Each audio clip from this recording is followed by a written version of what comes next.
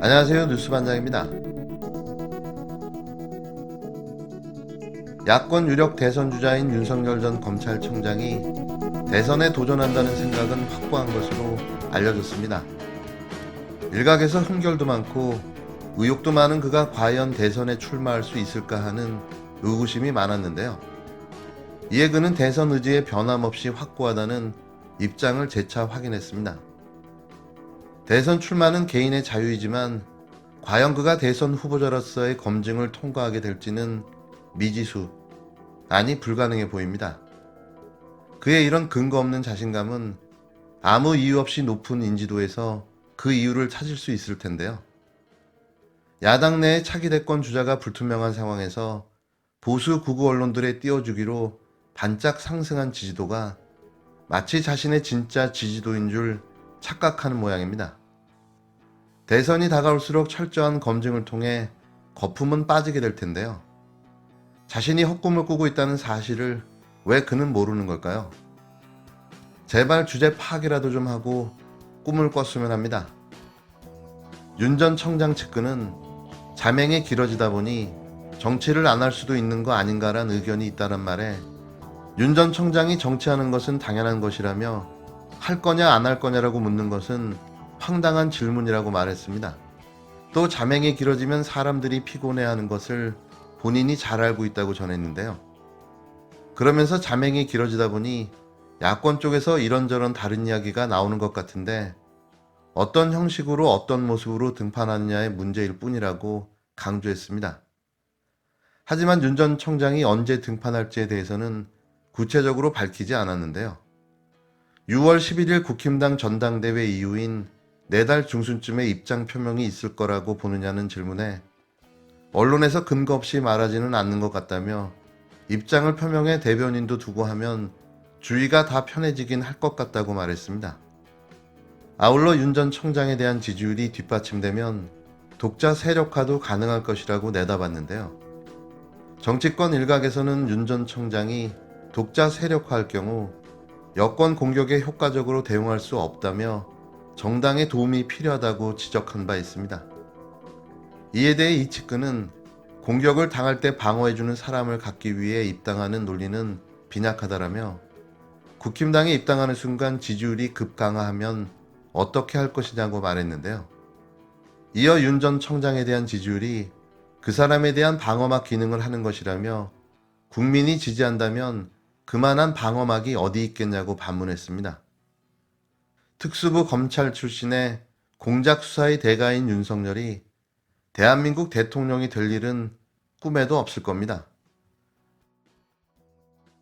황교안 전 미래통합당 대표는 15일 미국이 한국의 코로나19 백신 지원 가능성을 밝힌 것에 대해 제 방미의 결실이 확인돼 큰 보람을 느낀다고 말했습니다. 왜 항상 부끄러움은 국민들의 몫이 되어야 할까요? 안에서 새는 바가지가 밖에서 안 셀 이유가 없는데요. 거기에 국가적 차원의 코로나 백신 공급 계획에 고춧가루를 뿌리며 악영향까지 미쳐놓고 한다는 소리가 방미 결실을 확인해 큰 보람을 느꼈다니 이게 과연 제정신인가 싶은 거죠. 백신 9월 원정도 모자라 특정 정당 지자체에만 백신을 우선 공급해달라고 요청까지 하며 온 국민을 편가르기, 갈라치기로 분열을 조장하고 백신 불안감까지 부추긴 그의 행태는 전 국민의 공분을 사기에 충분해 보입니다. 황 전 대표는 이날 자신의 페이스북에 올린 글에서 카말라 해리스 미국 부통령이 우리나라에 대한 백신 지원을 우선적으로 논의하겠다고 약속했다는데 귀국때 이와 관련한 질문을 많이 받았지만 이를 그르칠까봐 말을 아꼈다고 주장했습니다. 황 전 대표는 11일 오전 워싱턴에서 앤디 김 연방 하원 의원과 화상회의를 했는데 앤디 김 의원은 그날 바로 해리스 부통령을 만나 우리나라에 대한 백신 지원을 강화하게 제안했다고 한다며 저는 그날 오후 커트 캠벨 백악관 국가안보회의 인도태평양 조정관을 만났는데 제가 이미 공개한 것 이상의 구체적 지원 약속을 들었다고 밝혔는데요. 미국까지 가서 화상 채팅으로 통화할 거면 거기는 왜 간 거죠?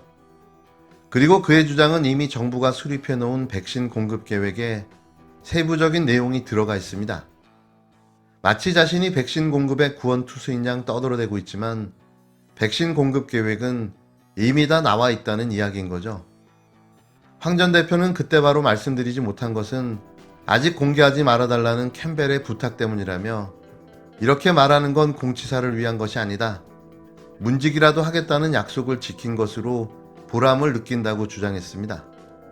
황 전 대표는 한미 정상회담을 앞둔 문재인 대통령에게 거듭 경계의 말씀을 드린다.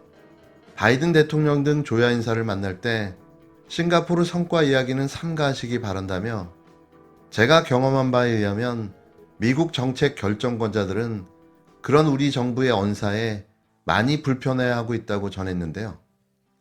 그러면서 황 전 대표는 대통령 개인이 한 말에 집착하거나 지지하는 정치 세력의 이념 이해를 위해 국민 건강을 소홀히 하는 일이 있을까 하는 기우에서 말씀드린다며 문 대통령의 성공적 방미를 기원한다고 덧붙였습니다. 이 무자격 아나무인의 개인적 일탈과 비행은 오로지 자신의 대선 후보로서의 입지를 다지기 위한 작태, 그 이상도 그 이하도 아닙니다. 국가의 정책을 무시하고 설쳐대는 통에 일관성 있는 백신 정책도 대북 정책도 혼선과 혼란만 가중시켰는데요. 이런 자는 국가보안법 위반으로 구속 수사해야 하지 않을까 싶습니다. 언감생심 지가 뭔데 무슨 자격으로 국가와 국민의 안전을 담보로 이런 정치쇼를 벌일 수 있는 건가요? 가만히 있으면 중간이라도 간다고 했습니다. 낄 때 안 낄 때 다 껴서 국가망신을 시킨 당신, 제발 정계 은퇴 좀 해주십시오. 현대화에 대한 이야기를 했고 지금 만난 여러 분들과 뜻을 같이 했습니다. 네. 그래서 흔들리고 있는 한미 동맹을 정상화하고 그리고 이제 미래로 나가는 동맹의 현대화에 대해서 공유를 했기 때문에 앞으로 이런 것을 큰 추진 방향으로 만들어 나가고자 합니다. 행보다라고 생각을 합니다. 네. 그러니까 최소한 전직 총리께서 보이실 행보는 아닌 것 같거든요. 먼 미국까지 가서 한국 정부를 비난하는 것이 정말 올바른 상식을 갖춘 거냐라고 묻고 싶고요. 예. 미국 고위 관료들이나 전문가들이 볼 때 대한민국 전직 총리가 와서 대한민국 욕을 한다라는 건 말도 안 되는 거지 않습니까? 좀 제 얼굴이 또 더 화끈거리고요. 예. 황교안 전 대표가 정치를 재개하고 싶은가 봐요. 제가 볼 때. 그러면 그냥 쿨하게 하시면 되는데 미국에서까지 왜 그렇게 나라 망신을 시키는지 잘 모르겠어요. 대통령께서 다음 주에 방미를 하시잖아요. 그래서 이 백신 관련해서 의제로 올라가 있기도 한데 밥이 거의 다 돼가니까 밥상에 밥숟가락 하나 더 올리는 거 아니냐라는 지적도 일부 언론에서 하시더라고요.